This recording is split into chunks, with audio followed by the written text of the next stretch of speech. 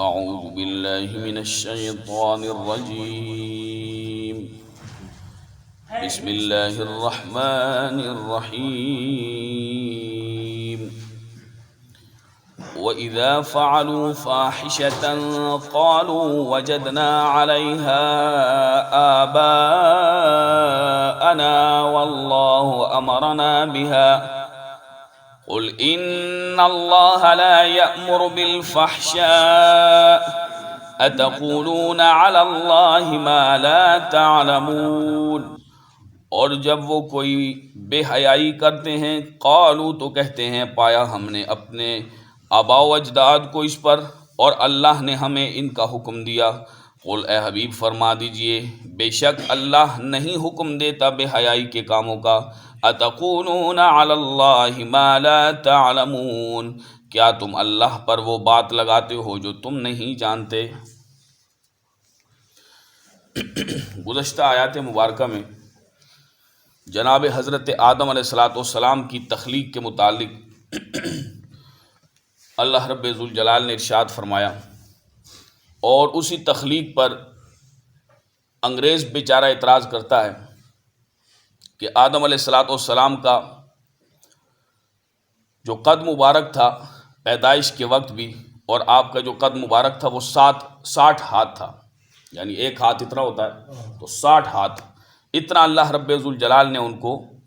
قد عطا فرمایا تھا. اور عام پیدائش جیسے ہوتی ہے ایسے نہیں تھی، چونکہ اللہ رب ذوالجلال نے تخلیق کے 3 طرح سے انسانوں کو تخلیق فرمایا ہے، ایک بغیر ماں باپ کے، ایک بغیر باپ کے، ایک بغیر ماں کے.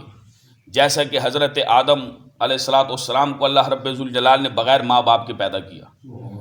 یعنی جو عام ایک سلسلہ ہے مرد و عورت کے ملاپ کا، اس سے بالکل ہٹ کر ایک علیحدہ سے اللہ رب ذوالجلال نے جناب آدم کی تخلیق فرمائی. اسی طرح سے جناب حضرت حوا کو بغیر ماں کے پیدا کیا، بغیر عورت کے، یعنی آدم علیہ السلام کی بائنی پسلی سے پیدا کیا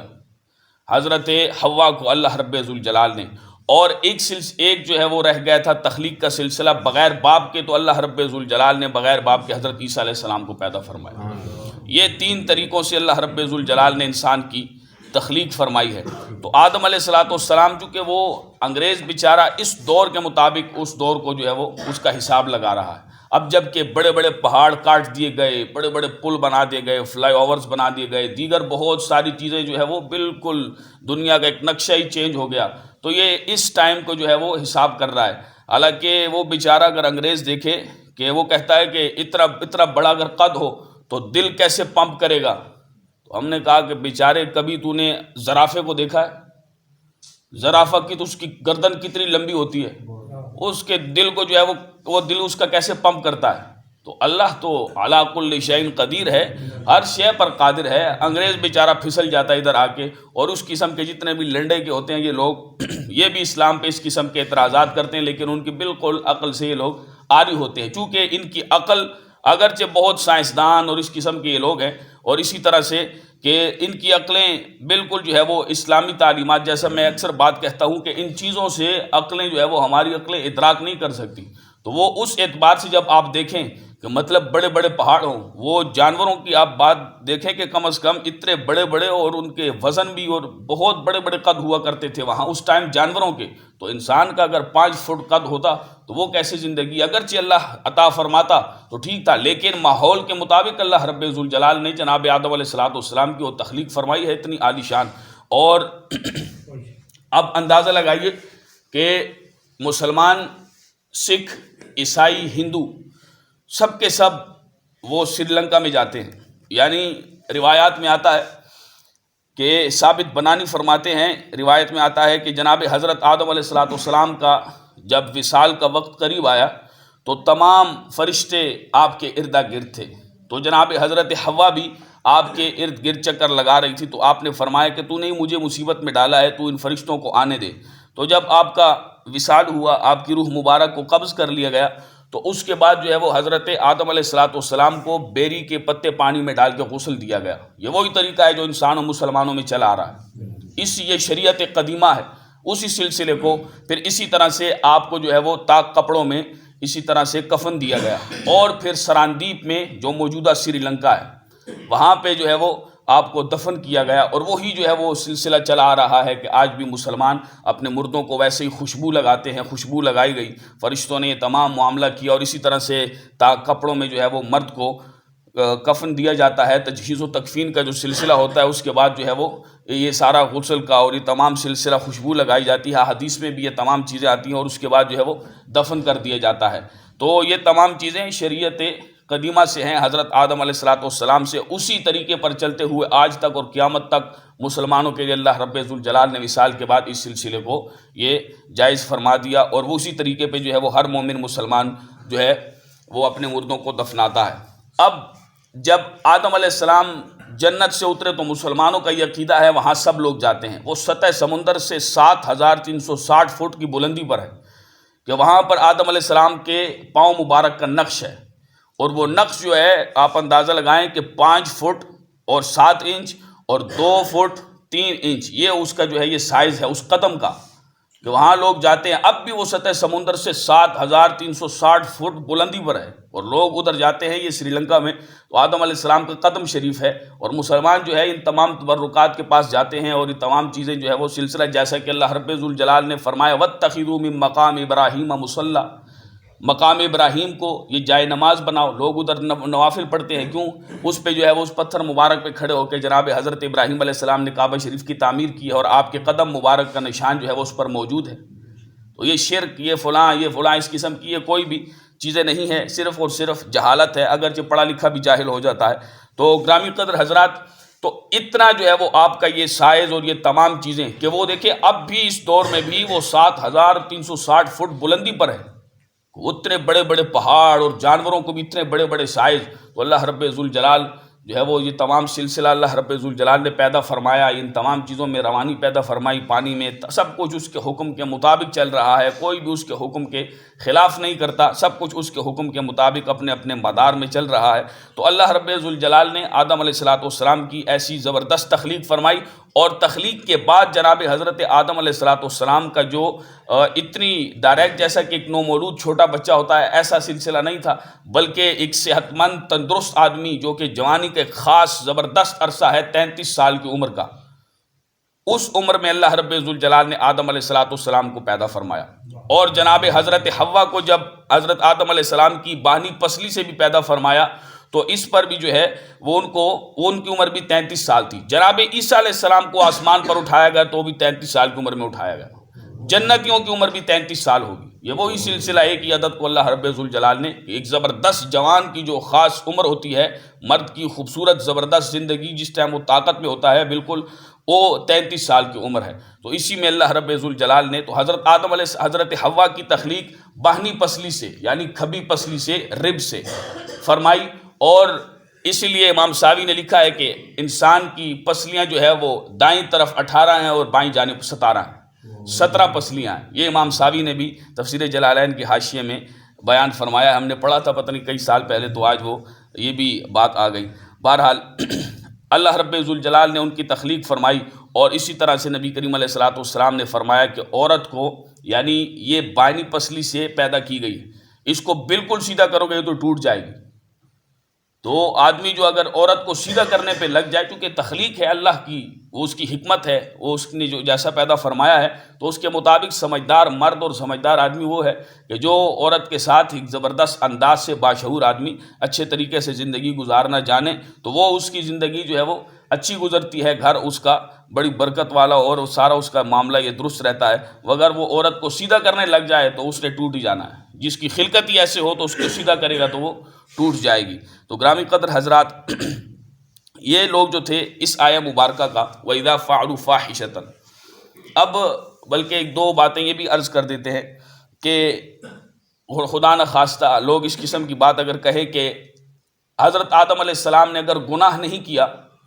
تو آدم علیہ السلام نے جب گناہ نہیں کیا تو پھر روئے کیوں تھے؟ اس پر ہم یہ جواب دیتے ہیں کہ آدم علیہ السلام اللہ کے نبی تھے، اور نبی معصوم ہوتے ہیں. اگرچہ وہ خلاف اولا تھا، گناہ غلطی یہ سلسلہ تھا ہی نہیں، کیونکہ اللہ رب ذوالجلال نے تمام انسانوں کو پیدا فرمانا تھا تو آدم علیہ السلام کو زمین پہ تشریف لانا تھا، تو اللہ رب ذوالجلال نے یہ تمام معاملہ فرمایا. بہرحال تو آدم علیہ السلام نے رو کر اپنے رب کی بارگاہ میں انتہائی لجاجت، کمال نیاز مندی اور بندگی کا وہ حق ادا کرتے ہوئے آپ اتنا روئے اللہ رب ذوالجلال کی بارگاہ میں کہ میں گناہ نہ کر کے بھی اللہ رب ذوالجلال کی بارگاہ میں رو رہا ہوں. تو وہ تعلیم تھی ہمارے لیے کہ ہم جتنے بھی ہیں کہ ہم گناہ گار ہو کے اللہ رب ذوالجلال کی بارگاہ میں ضرور روئیں، کہ اگر ہم سے کوئی گناہ ہو جائے تو ہم ضرور روئیں تاکہ اللہ رب ذوالجلال ہمارے گناہوں کو معاف کرے. اور اسی طرح سے وہ بات کی تھی شیخ اکبر محی الدین ابن عربی نے. انہوں نے کہا بفرض محال، اگرچہ ایسا نہیں ہو سکتا، تو انہوں نے کہا کہ اگر میں ہوتا تو میں یہ درخت سے 1000 مرتبہ یہ پھل کھاتا، کہ یہ دنیا میں تشریف آوری کا مقصد یہ تمام دنیا میں آنا ہوتا اور اس کے بعد ہم سب کو مدینہ شریف جانا ہوتا، اور یہ رسول اللہ صلی اللہ علیہ وسلم کی تشریف آوری کا یہ تمام سلسلہ، چونکہ حضور علیہ السلام کو اللہ رب ذوالجلال نے پیدا فرمایا تو آپ ہی کے صدقے سے، آپ ہی کے نور سے پوری کائنات کو تخلیق فرمایا ہے. تو یہ تمام سلسلہ نبی کریم علیہ السلام آدم علیہ السلام کو سجدہ شیطان نے اس لیے نہیں کیا کہ آپ کی پیشانی میں نور محمد ہی تھا، اور وہ جو سجدہ تعظیمی کروایا گیا تھا وہ رسول اللہ صلی اللہ علیہ وسلم کی وجہ سے کروایا. اس پر بہت سارے دلائل ہیں، چونکہ ٹائم ان چیزوں کا نہیں ہوتا، تو ایک خلاصے کے طور پر کہ وہ صرف اور صرف وہ تعظیمی سجدہ جو تھا نبی کریم علیہ السلام کی وجہ سے تھا. اور اسی طرح سے اور دیگر بہت ساری چیزیں ہیں کہ بعض لوگ یہ کہتے ہیں کہ بدی پہلے پیدا ہوئی، یعنی غلاظت پہلے پیدا ہوئی یا طہارت پہلے پیدا ہوئی، تو ہم کہتے ہیں طہارت پہلے پیدا ہوئی. وہ کہتے ہیں کہ پہلے تو حضرت آدم علیہ السلام کو بعد میں پیدا کیا گیا، اور شیطان جس نے کہ آگے گمراہ ہونا تھا، کافر ہونا تھا، اس کو پہلے پیدا کیا گیا، حالانکہ کفر سب سے بڑی نجاست اور غلاظت ہے. ہم کہتے ہیں کہ حضرت آدم علیہ السلام کو اللہ رب ذوالجلال نے پیدا فرمایا اور اس سے پہلے شیطان، لیکن یہ سلسلہ جو ہے یہ شیطان کو اللہ نے پہلے پیدا نہیں فرمایا بلکہ اس سے پہلے نور محمدی صلی اللہ علیہ وسلم کو پیدا فرمایا. لہٰذا طہارت سب سے پہلے پیدا کی گئی، سب سے پہلے پاکی پیدا کی گئی. تو اسی لیے اللہ رب ذوالجلال نے نبی کریم علیہ السلام کو تمام انبیاء سے افضل فرمایا. اور گرامی قدر حضرات، اللہ رب ذوالجلال نے یہ تمام سلسلہ بنایا جس پر ملحدانہ سائنس اس قسم کے بے تک اعتراض کرتی ہے، اللہ ان کو سمجھ نصیب فرمائے. یہ آیت مبارکہ جو ہے وَإِذَا فَعَلُوا فَاحِشَةً قَالُوا وَجَدْنَا عَلَيْهَا آبَاءَنَا، اس کا شان نزول یہ ہے کہ زمانہ جاہلیت میں جو کفار تھے وہ کعبہ شریف کا ننگی حالت میں طواف کرتے تھے، اور مرد دن میں طواف کرتے تھے اور عورتیں رات میں طواف کرتی تھیں، اور اپنی شرمگاہوں پہ وہ ہاتھ رکھ لیتے تھے اور کہتے تھے کہ ہم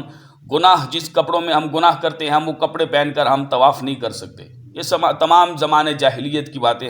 اور جہالت کی باتیں ہیں. تو اللہ رب ذوالجلال نے فرمایا کہ وَإِذَا فَعَلُوا فَاحِشَةً، فاحشہ سے مراد یہ بعض علماء نے لکھا ہے کہ شرک بھی ہے، لیکن یہ بے حیائی کے یہ کام کرتے تھے. تو وَإِذَا فَعَلُوا فَاحِشَةً، اور ایک بات یہ بھی یاد رکھیں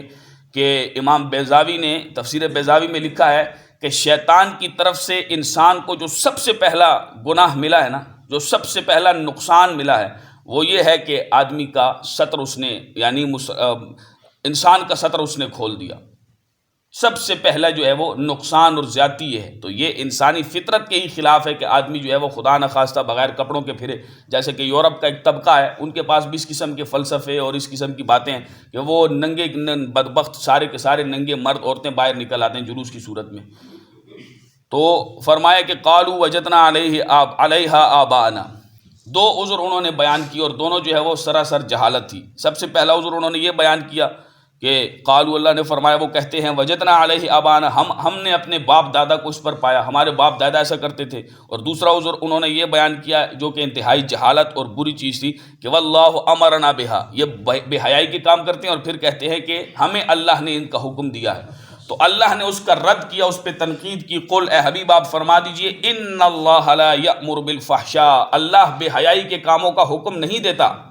اتقولون علی اللہ ما لا تعلمون، کیا تم وہ بات اللہ پر لگاتے ہو جو تم جانتے ہی نہیں. یہ تمام جو ہے وہ جہالت کی باتیں ہیں. اللہ کن کاموں کا حکم دیتا ہے وہ اگلی آیت میں بیان فرمایا. قل امر ربی بالقسط واقیموا وجوہکم عند کل مسجد وادعوہ مخلصین لہ الدین کما بدأکم تعودون. اے حبیب فرما دیجئے، میرا رب انصاف کا حکم دیتا ہے وَأَقِيمُوا وُجُوهَكُمْ عِنْدَ كُلِّ مسجد، اور سیدھے رخ کر لو ہر نماز کے وقت، وَادْعُوهُ مُخْلِصِينَ لَهُ الدِّينَ، اور خالص اسی کے بندے بن کر اللہ کی عبادت کرو، مخلص ہو کر فرما برداری کرتے ہوئے، کما بدأکم، جیسا کہ اس نے تمہیں پہلے پیدا کیا، تعودون، تم اسی طرح لوٹو گے۔ فرمائے میرا رب، اے حبیب فرما دیجئے کہ میرا رب انصاف کا، عدل کا حکم دیتا ہے۔ وَأَقِيمُوا وُجُوهَكُمْ عِنْدَ كُلِّ مسجد،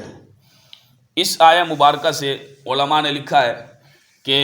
نماز میں قبلہ رخ ہونے کا ثبوت ہے، یہ ثابت ہے، اور دوسرا کھڑے ہونا، یہ قیام بھی اسی آیہ مبارکہ کے اس حصے سے ثابت ہے۔ وَأَقِيمُوا وُجُوهَكُمْ عِنْدَ كُلِّ مسجد، اور اپنے رخ کو سیدھا کر لو عند کل مسجد، یعنی ہر سجدے کے وقت، ہر نماز کے وقت۔ وَادْعُوهُ مُخْلِصِينَ لَهُ الدِّينَ، اور اللہ رب ذوالجلال کی عبادت کرو خالص ہو کر، بالکل کسی کو دکھانے سنانے کے لیے نہیں، ریاکاری کے لیے نہیں، خالص اسی کی رضا کے لیے اس کی عبادت کرو اور فرما برداری کرو اس کی، کما بدأکم تعودون، جیسا کہ اس نے تمہیں پہلے پیدا کیا ویسے ہی تمہیں دوبارہ لوٹنا ہے اس کی طرف۔ اس نے تمہیں پہلے پیدا کیا تھا، اب تم لوٹو گے اس کی طرف۔ آگے اللہ رب ذوالجلال نے ارشاد فرمایا، فریقاً ہدا وفریقاً حق علیہم الضلالہ انہم اتخذوا الشیاطین اولیاء من دون اللہ ویحسبون انہم مہتدون، ایک گروہ کو اللہ نے ہدایت دی اور ایک گروہ پر گمراہی ثابت رہی۔ انہم متخذوا الشیاطین اولیاء من دون اللہ، بے شک انہوں نے اللہ کو چھوڑ کر شیطانوں کو اپنا دوست مددگار بنا لیا، ویحسبون، اور وہ گمان کرتے ہیں، انہم مہتدون، کہ وہ ہدایت یافتہ ہیں۔ فرمایا سارے کے سارے مومن نہیں ہو سکتے، سب کے سب کافر نہیں ہو سکتے۔ فریقاً ہدا، ایک گروہ ہے جس کو اللہ نے ہدایت دی، اور ایک گروہ وہ ہے کہ حق علیہم الضلالہ، کہ جس پر گمراہی ثابت رہی۔ وہ کیوں؟ انہم اتخذوا الشیاطین اولیاء من دون اللہ، انہوں نے اللہ کو چھوڑ کر شیطانوں کو اپنا دوست مددگار بنا لیا۔ ویحسبون انہم مہتدون، اور پھر وہ یہ گمان کرتے ہیں کہ ہم ہدایت یافتہ ہیں۔ سب سے بڑی گمراہی یہ ہے کہ آدمی گمراہ ہو کر پھر اپنے آپ کو ہدایت پر سمجھے، غلط ہو کر اپنے آپ کو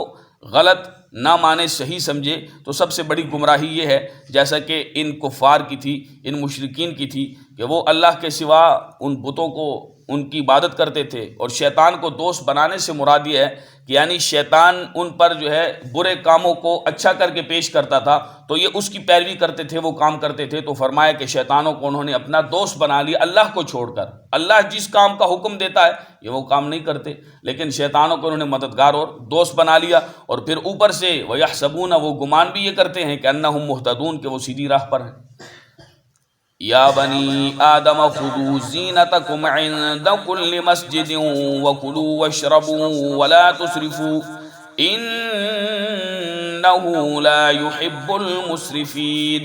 اے بنی آدم، اے اولاد آدم، خذوا زینتکم عند کل مسجد، ہر نماز کے وقت زینت اختیار کرو تم، وکلوا واشربوا، اور کھاؤ اور پیو، ولا تسرفوا، اور اسراف فضول خرچی نہ کرو، انہ لا يحب المسرفین، بے شک اللہ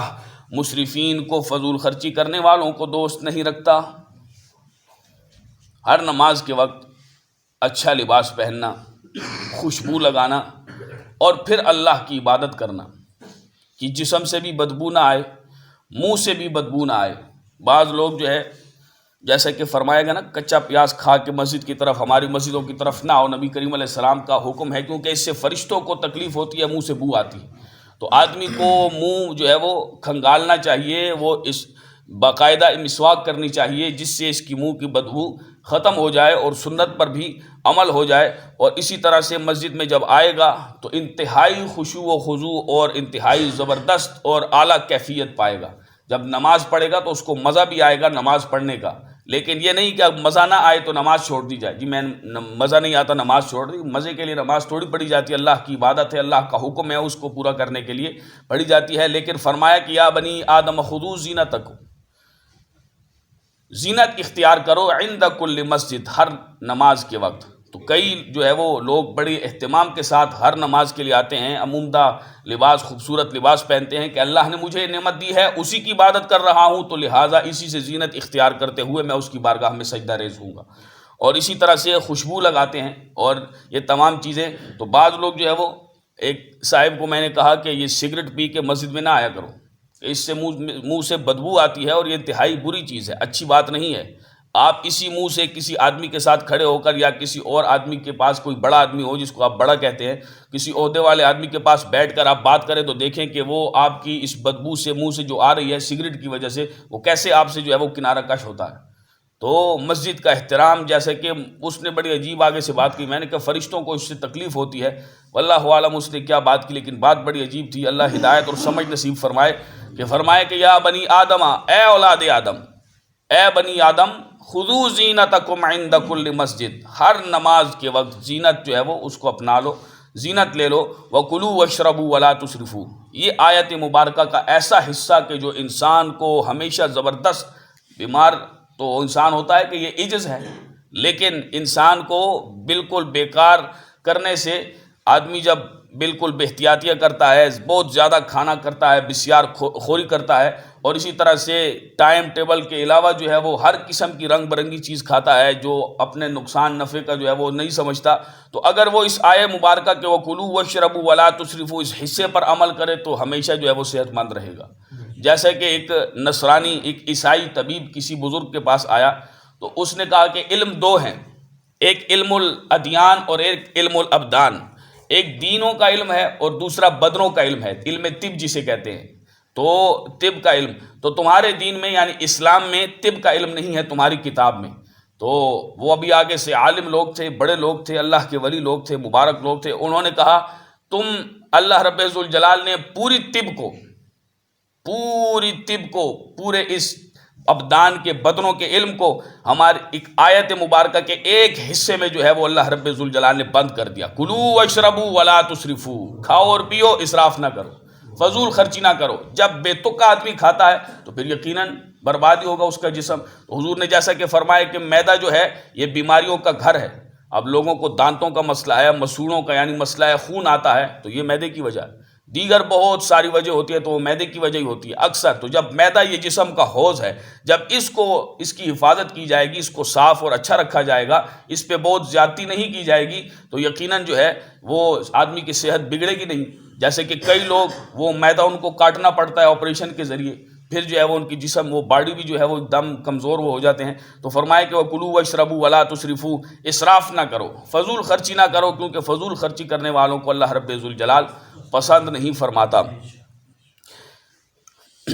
قُلْ مَنْ حَرَّمَ زِينَةَ اللَّهِ الَّتِي أَخْرَجَ لِعِبَادِهِ وَالطَّيِّبَاتِ مِنَ الرِّزْقِ قُلْ هِيَ لِلَّذِينَ آمَنُوا فِي الْحَيَاةِ الدُّنْيَا خَالِصَةً يَوْمَ الْقِيَامَةِ كَذَلِكَ نُفَصِّلُ الْآيَاتِ لِقَوْمٍ يَعْلَمُونَ۔ اے حبیب فرما دیجئے، من حرم زینت اللہ، کس نے اللہ کی اس زینت کو حرام کیا جو اس نے اپنے بندوں کے لیے پیدا کی، والطیبات من الرزق، اور کس نے پاک اور لذیذ چیزوں کو حرام کیا اللہ کے دیے ہوئے رزق سے۔ قل اے حبیب فرما دیجئے، ہی للذین، یہ چیزیں ان لوگوں کے لیے ہیں جو ایمان لائے دنیا میں، ان کے لیے ہے خالصۃ یوم القیامہ، اور خاص ان کے لیے ہیں قیامت کے دن۔ کذالک نفصل الآیات لقوم یعلمون، ایسے ہی ہم علم والوں کے لیے اپنی آیات کھول کر بیان کرتے ہیں، تفصیل سے بیان کرتے ہیں اپنی آیات کو۔ انہوں نے حج کے دنوں میں گوشت کو اور مختلف چیزوں کو اپنے اوپر حرام کر لیا، مشرکین نے، کفار نے، اور جیسا کہ پیچھے بھی گزرا کہ کسی جانوروں کو انہوں نے حرام کر دیا، کوئی کھانے انہوں نے اپنے لیے حرام کر دیے۔ تو اللہ نے فرمایا من حرم زینت اللہ، اللہ کی اس زینت کو کس نے حرام کیا، التی اخرج لعبادہ، کہ جس کو اللہ نے اپنے بندوں کے لیے پیدا کیا تھا، والطیبات من الرزق، اور وہ پاک چیزیں، گوشت ہے، گھی ہے، دودھ ہے، یہ تمام چیزیں پاکیزہ چیزیں کہ جن کی طرف نفیس طبیعتیں مائل ہوتی ہیں، چونکہ ناپاک چیزیں اور غیر طیب چیزیں وہ ہیں کہ جن کی طرف نفیس عمدہ طبیعتیں مائل نہیں ہوتی، جیسے کہ جتنی بھی حرام چیزیں ہیں آپ ان کو دیکھ لیں۔ تو والطیبات من الرزق، ان پاک چیزوں کو، لذیذ چیزوں کو کس نے حرام کیا؟ جو اللہ رب ذوالجلال نے عطا فرمائی تھی۔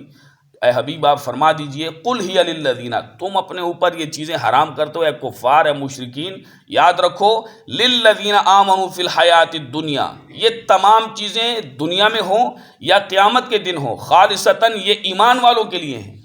تمہیں تو ویسے ہی تبان دی جا رہی ہیں، حق یہ ایمان والوں کا ہے کہ جنہوں نے ہماری بات مانی ہے، جو ہمارے رسول کا حکم مانتے ہیں، ایمان والے، یہ ان کے لیے ہے تمام چیزیں۔ اور یاد رکھو اس دنیا میں تو تمہیں یہ چیزیں مل رہی ہیں، میسر آ رہی ہیں، قیامت کے دن صرف اور صرف یہ تمام چیزیں، نعمتیں اللہ کی اہل ایمان کو ہی ملیں گی، تم اس سے محروم رہو گے۔ ہاں اگر تم ایمان لے آئے اور ایمان کی حالت پہ تمہارا جو ہے وہ روح جسم سے تمہاری نکل گئی تو پھر تم ان چیزوں کے حقدار ہو کہ تم بھی پھر مومن ٹھہرو گے، لیکن اگر کفر پہ ہی مر گئے تو پھر یاد رکھو کہ تمہیں اللہ کی کوئی نعمت میسر نہیں آئے گی۔ اس دنیا میں جو میسر آ رہی ہے یہ بھی مومنوں کے لیے ہے، لیکن تمہیں ویسے ہی تبان دیا جا رہا ہے، تم نافرمان ہو لیکن تمہیں دیا جا رہا ہے۔ لیکن یاد رکھو قیامت کے دن ان تمام چیزوں سے تم محروم رہو گے، اور قیامت کے دن محروم ہونے کے بعد تم جہنم کے عذاب کو بھی چکھو گے۔ کذالک نفصل الآیات لقوم یعلمون، اسی طرح ہم آیات تفصیل سے کھول کر بیان کرتے ہیں، کن کے لیے؟ لقوم یعلمون، سمجھداروں کے لیے، اہل علم کے لیے، جو علم والے ہیں۔ قل انما حرم ربی الفواحش ما ظہر منها وما بطن والاثم والبغی بغیر الحق وأن تشركوا بالله ما لم ينزل به سلطانا وأن تقولوا على الله ما لا تعلمون۔ اے حبیب آپ فرما دیجئے میرے رب نے صرف بے حیائیاں حرام کی ہیں، ما ظہر منها وما بطن، جو ان میں سے کھلی ہیں، وما بطنا، اور جو پوشیدہ ہیں، والاثم، اور گناہ، والبغی، اور ناحق سرکشی، وَأَن تُشْرِكُوا، اور یہ کہ تم شریک ٹھہراؤ اللہ کا، مَا لَمْ يُنَزِّلْ بِهِ سُلْطَانًا، کہ جس کی دلیل اللہ نے نہیں اتاری، وَأَن تَقُولُوا عَلَى اللَّهِ مَا لَا تَعْلَمُونَ، اور یہ کہ تم اللہ پر وہ بات لگاتے ہو، مَا لَا تَعْلَمُونَ، جس کا تم علم نہیں رکھتے، جس کو تم نہیں جانتے۔ وہ مشرکین جو تھے وہ پوشیدہ گناہ کرنے کو گناہ نہیں سمجھتے تھے، چھپ کر شراب پینا، زنا کرنا، یہ تمام چیزیں وہ اس کو گناہ نہیں سمجھتے تھے۔ اگر اعلانیہ ہو جائے، ظاہراً ہو جائے، سب کے سامنے ہو جائے تو وہ گناہ سمجھتے تھے۔ اس کا رد اللہ نے فرمایا کہ انما حرم ربی الفواحش، میرے رب نے تمام بے حیائیوں کو حرام کیا ہے،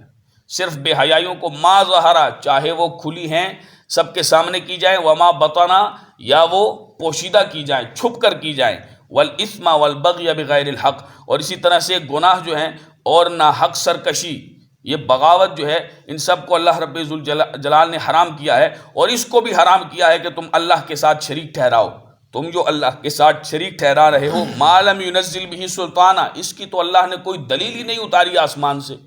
کہ تم شریک ٹھہراؤ اللہ کا۔ وَأَن تَقُولُوا عَلَى اللَّهِ مَا لَا تَعْلَمُونَ، تم وہ بات کہتے ہو کہ جس کا تم علم ہی نہیں رکھتے، جانتے ہی نہیں ہو، تو پھر یہ تمام حرام کاریاں چھوڑو، اور جو ہم کہہ رہے ہیں، اللہ کا حکم تمہیں بیان کر رہے ہیں، ہماری ان تعلیمات پر عمل کرو۔ جب عمل کرو گے تو یقیناً تم فلاح پاؤ گے۔ اللہ رب ذوالجلال ہم سب کو عمل کی توفیق نصیب فرمائے اور گمراہی سے محفوظ و مامون رکھے۔ وما علی الا البلاغ المبین۔